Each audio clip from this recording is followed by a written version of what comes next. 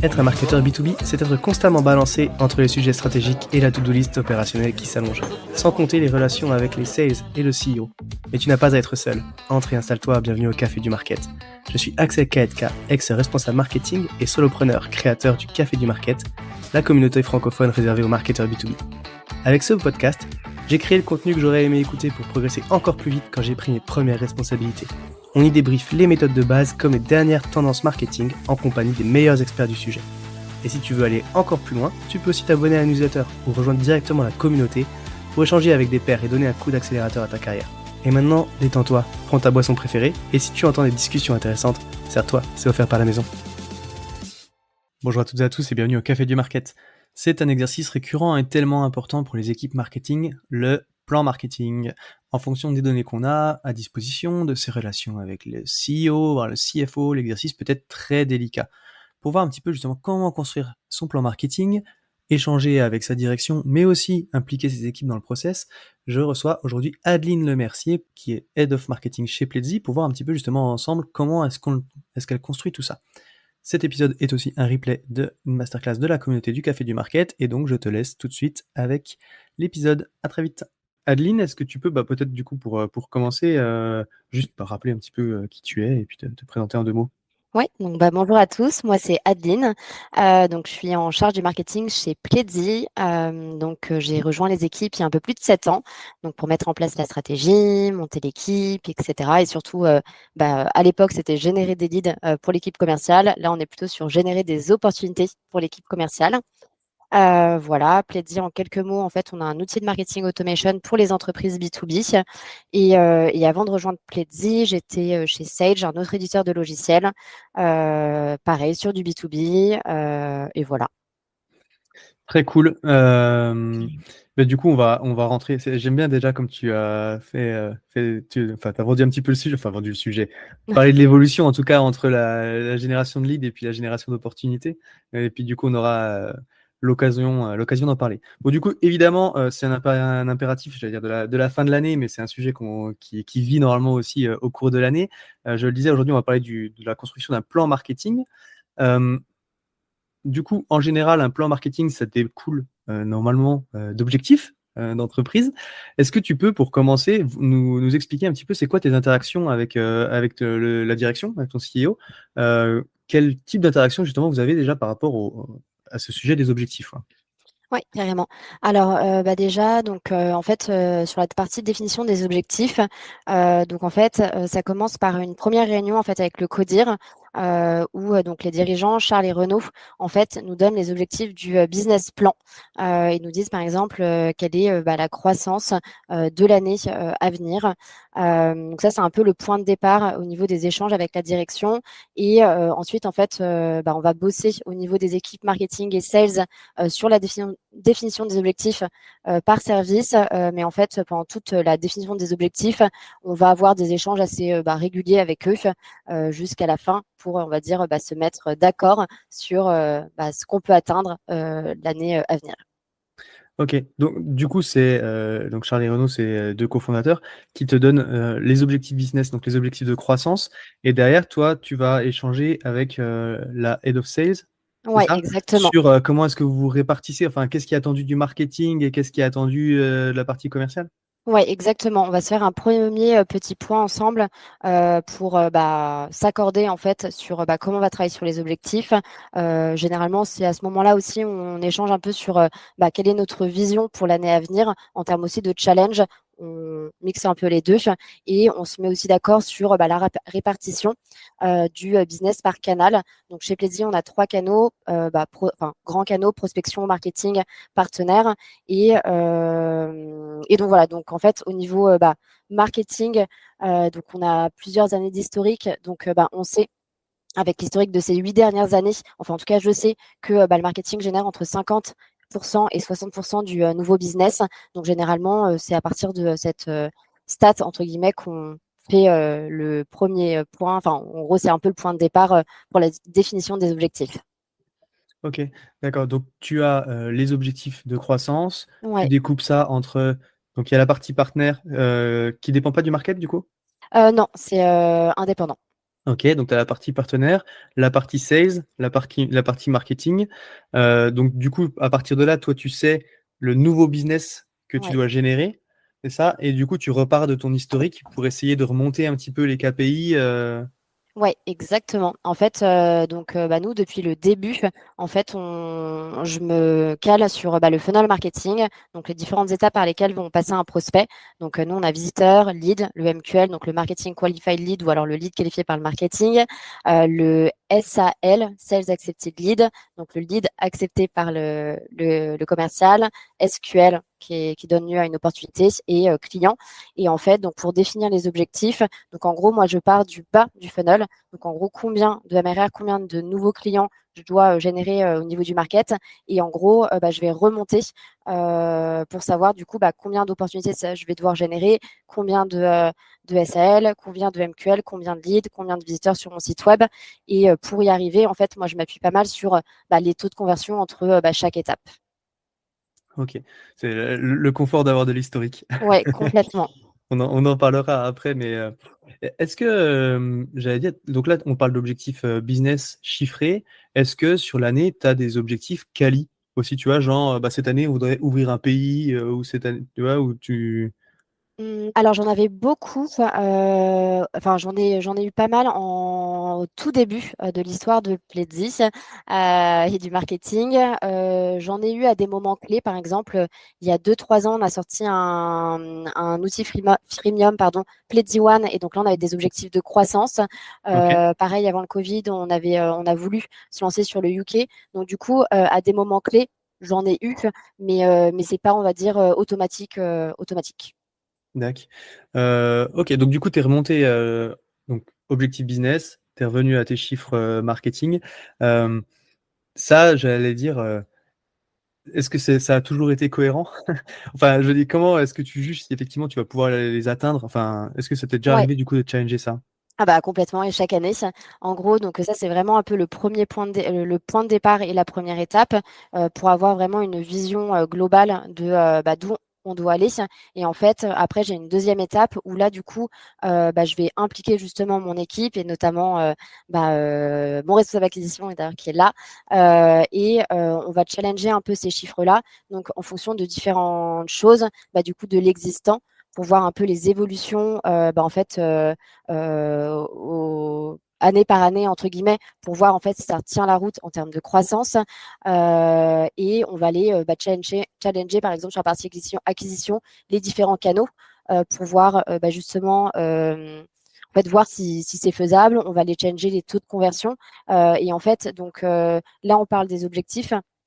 Mais généralement, on travaille en même temps le côté plan et la partie budget pour voir en fait si ça tient la route. On a plusieurs sessions de travail. On a un autre point en fait avec du coup Claire, qui était la directrice commerciale, pour voir justement, pour s'aligner et voir si on avait la même vision, les mêmes challenges, et en fait voir si concrètement au niveau du plan, si ça tient la route. Et à la fin, donc, on a une réunion de restitution avec Charles et Renaud pour dire justement, nous, en fonction du retour de l'équipe, de ce travail autour du plan, des budgets, etc., où est-ce qu'on peut aller. Ok, Entre guillemets. justement, du coup, la transition, la transition est toute faite parce que du coup, effectivement, on parlait chiffré objectif. Et Ouais. de là, effectivement, tu vas découler un plan Mhm. aussi par rapport à l'existant. Comment est-ce que tu passes de l'objectif à la construction du plan? Et comment est-ce que tu impliques aussi du coup tes équipes? Est-ce que c'est Ouais. quelque chose que tu fais toute seule? Enfin bon, du coup, tu l'as dit, il y a notamment Henri. Et comment est-ce que du coup tu impliques aussi ces équipes-là dans ce process, quoi? Oups, j'interromps ton épisode 2 secondes pour te parler d'un de mes partenaires qui me permet de te proposer cet épisode gratuitement. Ce partenaire, c'est Pledzi, ma solution de marketing automation préférée. Quand on fait du marketing automation, on le sait, ce qui est compliqué, c'est de mettre en place des workflows de nurturing qu'il va falloir faire évoluer dans le temps à chaque fois qu'on crée de nouveaux contenus pour que ça soit toujours pertinent. Là où Pledzi est très fort, c'est qu'ils ont développé une campagne intelligente qui va être capable de pousser automatiquement le bon contenu à la bonne personne au bon moment selon ses centres d'intérêt et son niveau de maturité. Ce qui ne gâche rien, c'est qu'en plus ils ont une équipe au top, ce qui fait que c'est un plaisir de pouvoir travailler avec eux. Évidemment, je t'invite à aller découvrir ce qu'ils font sur leur site, et maintenant, retour à l'épisode. Alors, donc Non, en gros, j'essaye d'impliquer l'équipe le plus tôt possible. Moi, ce que je fais, en gros, la première étape, c'est moi de prendre de la hauteur, voir vers où on doit aller en termes de chiffres, quels sont les challenges, etc. Mais j'essaye d'impliquer l'équipe dès le début. Donc, en fait, dès la deuxième étape, en fait, au niveau de la définition des objectifs, en fait, on fait une première réunion d'équipe. Donc, généralement, c'est une journée où en fait qui est coupé en deux. La matinée, en fait, c'est le bilan sur l'année passée. Où on revient en fait où chaque personne de l'équipe est honneur en fait de sa partie et doit présenter en fait son bilan, que ce soit au niveau KPI, que ce soit sur le côté action et projet. Donc on a toute une matinée en fait où on revient sur l'année passée. L'objectif en fait c'est de prendre en compte et de retenir en fait des apprentissages de l'année passée. L'après-midi en fait on a la projection sur l'année à venir. Donc du coup, c'est à ce moment-là, moi, que je présente en gros les grandes lignes de d'où on doit aller au niveau marketing. On va définir avec l'équipe les gros challenges, les gros enjeux. On va avoir toute une session un peu brainstorming pour justement voir qu'est-ce qu'on pourrait mettre en place. Et on va aussi identifier, par exemple, les temps forts de l'année. Chaque année, on a des temps forts. On va s'appuyer également sur ce qu'on a dit le matin pour pouvoir en fait commencer à réfléchir sur l'année à venir, commencer du coup à définir un peu le plan. Ce que j'aime bien au niveau de cette après-midi, c'est de commencer un peu par une sorte de brainstorming où on a une matrice start, stop, continue, qui va aussi permettre de pouvoir du coup, on va dire lancer les échanges et sur la partie plan d'action marketing. Et ensuite, donc à la suite de cette première réunion, en fait, chaque personne de l'équipe va travailler de son côté sur son périmètre pour, on va dire, affiner le plan sur son périmètre. On va avoir une dernière, entre guillemets, réunion de restitution pour valider le plan, s'organiser, donc le mettre dans Notion, notre outil de gestion de projet, et voilà. Ok. J'ai peut-être une question. C'est sur quelle période de temps, ça, du coup, quand on Alors, dit on- tu parles, alors globalement, au niveau objectif, plan, etc., on commence vers octobre et on finalise vers décembre. Donc, Ok. la fourchette est assez large. La période est assez large. Ça va être entre 2-3 mois pour avoir Ok. justement le temps de se poser, échanger. Moi, à ce moment-là, j'ai souvent des échanges du coup en one-to-one avec chaque personne de l'équipe pour pouvoir les aider et voilà. Ok. Donc, t'as fixé en tout cas, on t'a fixé les objectifs. Tu as, toi, remonté tes chiffres pour essayer d'arriver à des KPI market. Mhm. Tu impliques du coup l'équipe. Première réunion, tu dis vous faites le bilan de l'année passée.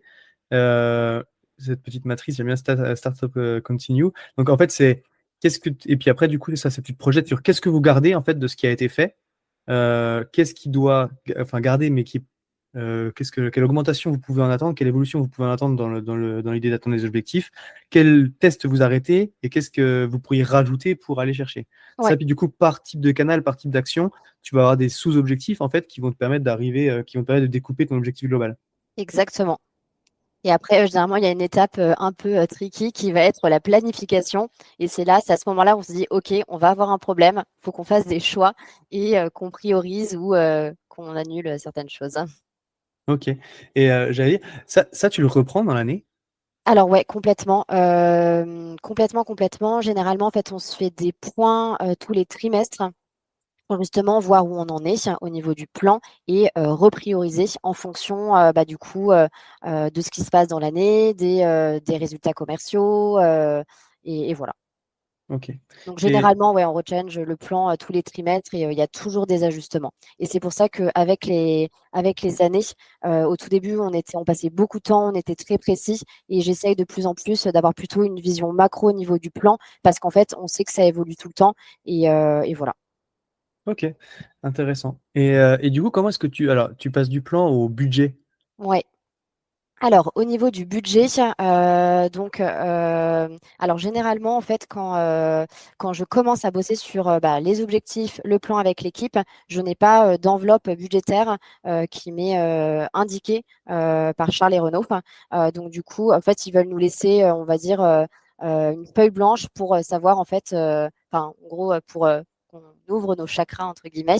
Et donc du coup, on va vraiment s'appuyer sur les objectifs et le plan pour pouvoir définir le budget. Et donc, généralement, je partage le budget à Charles et Renaud et c'est là où ils me donnent l'enveloppe, en tout cas, qu'ils avaient fixée pour le marketing. Et c'est pour ça que je ne sature pas sur plusieurs mois parce que donc, du coup, à partir de ce moment-là, on redéfinit aussi, on réaffine le plan et les objectifs avec l'équipe. Et pour pouvoir du coup définir les objectifs, donc il y a toute la partie justement acquisition où on va en fonction des objectifs et des canaux avoir en fait un budget sur la partie acquisition, on va définir un budget sur la partie contenu, budget aussi au niveau des outils et de la partie événementielle un peu grosso modo pour pouvoir justement avoir une enveloppe un peu globale, hein. Ouais. Ok, j'allais dire, tu vois, c'est parce que l'année dernière, du coup, que j'avais fait une newsletter sur le sujet budget pour voir à peu près ce que ça représentait, tu vois, ou comment c'était fixé. Tu as une idée parce qu'en fait, il y a plusieurs écoles là-dessus. Tu en as qui vont te donner un pourcentage du chiffre d'affaires, tu en as qui vont te donner un pourcentage de la croissance attendue. Euh, Tu sais un petit peu comment tu fonctionnes là-dessus, toi, ou c'est fixé dans ce type d'échelle ou pas du tout? Alors j'en ai parlé très rapidement avec Charles la dernière fois et il me disait que il y avait plusieurs choses, plusieurs points sur lesquels qu'il prenait en compte. Il y avait forcément le ratio budget marketing et CA de l'entreprise. Ouais. Bon, il me l'a pas donné le ratio. Il faudrait que je lui repose la question. Le budget de l'année précédente et on va dire l'adéquation budget et objectif. Ouais. Tu vois, parce que c'est un truc, tu vois, moi je me rappelle la toute première fois que j'ai fait un budget, on m'avait dit, enfin je crois que l'adage c'était un petit peu entre 2 et 5% du chiffre Ouais. d'affaires attendu, tu vois. L'année dernière, j'avais vu dans le rapport de Gartner, il disait, alors du coup, bon, il y a des boîtes américaines, hein, on sait qu'ils sont peut-être un peu plus Mm. agressifs en termes de marketing, mais on tournait à 9,1% du revenu total sur l'enveloppe marketing. Et Ok. puis après, j'étais tombé sur une étude, alors c'était un cabinet d'investissement, donc c'était des investisseurs et ils avaient comparé du coup ce qui était attendu dans les entreprises des SaaS qu'ils avaient en portefeuille. Mhm. Et là, pour le coup, ils mesuraient le budget marketing par rapport aux nouvelles ARR qui devaient être générées. Donc ça, c'était intéressant et tout. Et combien ça devait représenter, tu vois. Puis là, ils étaient à 59% du nouveau business attendu. Mm. Tu vois, c'était un truc comme ça, je crois. Donc, bref, bah, du coup, enfin, le pourcentage il paraît Ouais. énorme, mais c'est le nouveau business attendu. Donc, c'est un Mm. pourcentage de la croissance. Donc, si tu prends le chiffre d'affaires global, forcément, on doit retomber à des trucs comme ça. Bon, bref, en tout cas, c'est différentes façons de le mesurer et puis quelques standards marchés, quoi. Mais c'est vrai que c'est des choses intéressantes parce qu'à la fin, c'est ça, c'est quelle enveloppe on a. Ouais, carrément. Enfin, la première fois que tu dois faire un budget, c'est un peu comme ça, quoi. Tu essaies de voir un petit peu ailleurs ce que ça représente, quoi. Ouais. Pareil, j'avais fait pas mal de benchmarks, voilà, de recherche sur des benchmarks au tout début, il y a 8 ans, pas mal sur des sites aussi américains ou anglais. Euh, ouais, Ça te donne ça les fait arguments pour négocier, quoi. grave. Mais justement, tiens, tu le dis parce que là, c'est trop facile ton plan marketing parce que tu as 8 ans d'historique. Ouais. Enfin, c'est trop facile, entre guillemets, hein, je rigole, mais l'exercice n'est jamais évident. Mais forcément, en tout cas, c'est plus simple quand on a de l'historique. Si tu devais changer de poste demain et puis redémarrer dans une boîte où tu n'as pas cet historique-là, comment tu procèdes? Alors, c'est une bonne question. C'est un peu, quand je suis arrivée chez Pledzi, clairement, c'était le cas. J'avais aucune donnée. Donc, en gros, comment je procéderais, pardon, définir un peu les grandes étapes de mon funnel pour pouvoir mesurer et ensuite définir un objectif en termes de génération de leads. En tout cas, moi, c'est ce que j'avais fait à l'époque, parce que c'était vraiment the KPI, the objectif qu'on m'avait donné et faire un benchmark justement pour avoir des stats sur les taux de conversion pour justement pouvoir définir des objectifs en termes de du coup MQL opportunités et clients. Donc, en gros, comment je ferais là où ce que j'expliquais au tout début pour définir des objectifs, je pars du bas pour remonter en haut. En fait, quand on n'a pas de données, on peut faire l'inverse. Enfin, moi, c'est ce que je conseillerais de faire l'inverse, de partir du haut pour et ensuite partir du haut, donc génération de leads et pour pas avoir des indicateurs au niveau du bas du funnel, pardon. Ok. Ah, de toute façon, c'est tout l'exercice en fait au final quand tu dois le faire pour la première fois Ouais. en fait tu peux faire tu pourrais même faire un peu les deux quoi, voir où t'en es effectivement, de fixer des objectifs lead gen et puis voir ce que tu peux avoir effectivement en termes de chiffre de ce côté-là. Et Mmh. puis après quand même, moi je trouve l'exercice depuis le bas il est quand même toujours intéressant Ouais. dans le sens où tu vois c'est quoi la part qui est attendue du marketing en fait cette année quoi. Ouais, complètement. Parce que puis quand tu pars de zéro c'est pas forcément. Mais je pense que ça dépend vachement aussi de la maturité de l'entreprise et de ce qu'elle attend, entre guillemets, du marketing. Mais c'est vrai que d'arriver avec cette position-là, voilà, le marketing a un impact au niveau de la croissance et donc du coup, on va essayer de se dire, le marketing va générer tant de croissance. Ça peut être intéressant justement pour valoriser. Mais c'est vrai qu'en échangeant avec pas mal de marketeurs qui arrivent dans des boîtes où ils mettent en place le marketing pour la première fois, c'est déjà pas mal un challenge d'arriver à positionner des objectifs, rien qu'en termes de génération de leads.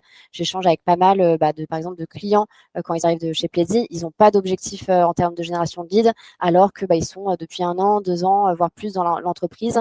Ils n'ont aucun moyen de mesurer.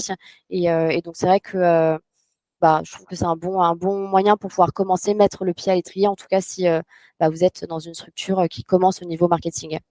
C'est clair. Ok, très cool.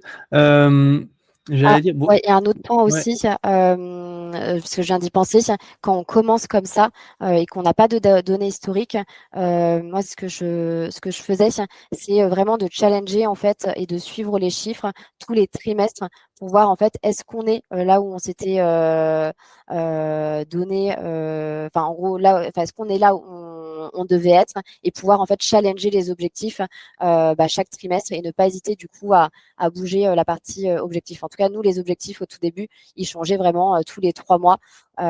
Et ce qu'on attendait de moi aussi, c'est-à-dire que quand je suis arrivée, j'avais un objectif de génération de leads. Très rapidement, c'était les MQL, etc., etc.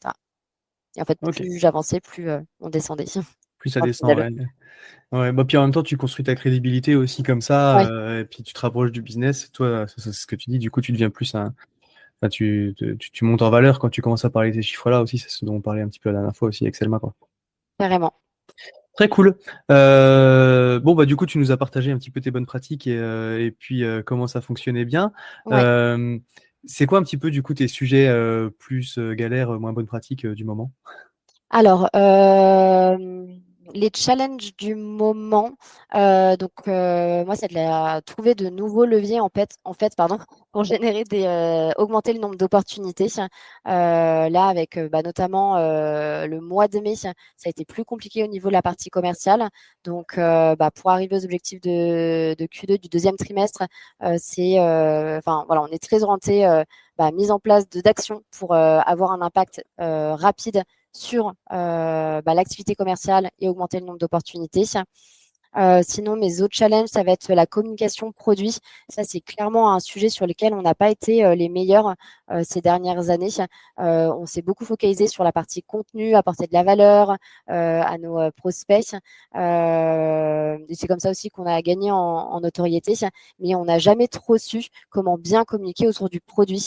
Et là, en fait, on a refondu notre application, on a des nouvelles offres, et donc on a tout ce travail, ce challenge, et ce qui n'est pas évident d'ailleurs, comment bien communiquer sur notre positionnement, sur notre produit. Et ça, c'est vraiment le deuxième gros challenge qu'on a aujourd'hui. Et le troisième, c'est plutôt le côté équipe. Donc, ça fait 8 ans que je suis chez Pledzi. Il y a eu un turnover assez naturel où j'ai des personnes dans mon équipe qui sont parties après 4-5 ans. Et donc là, en fait, j'ai quand même une équipe assez récente et donc voilà, donc c'est recomposer cette équipe, faire en sorte que mettre en place de nouvelles organisations, de nouvelles façons de travailler ensemble. Et ça, c'est un challenge aussi qui me prend pas mal de temps en ce moment. Ouais. Donc voilà. Ok, donc effectivement, ouais, c'est le turnover, quoi. Mm. Ça marche. Merci à Adeline, déjà, d'être venue partager un petit peu, du coup, ta façon de faire. Merci à tous et toutes, du coup, pour votre temps. Et j'espère que ça vous a plu. À tous ceux qui ont tenu jusqu'ici, déjà, merci beaucoup. Et j'imagine que le sujet vous a plu. Donc n'hésitez pas à envoyer de bonnes ondes à notre invité. Pour ceux qui le souhaitent, le meilleur moyen de soutenir le podcast, ça reste d'en parler autour de vous et de laisser 5 étoiles sur ta plateforme d'écoute préférée. Je compte sur toi. Dans tous les cas, à bientôt pour un prochain rendez-vous au Café du Market.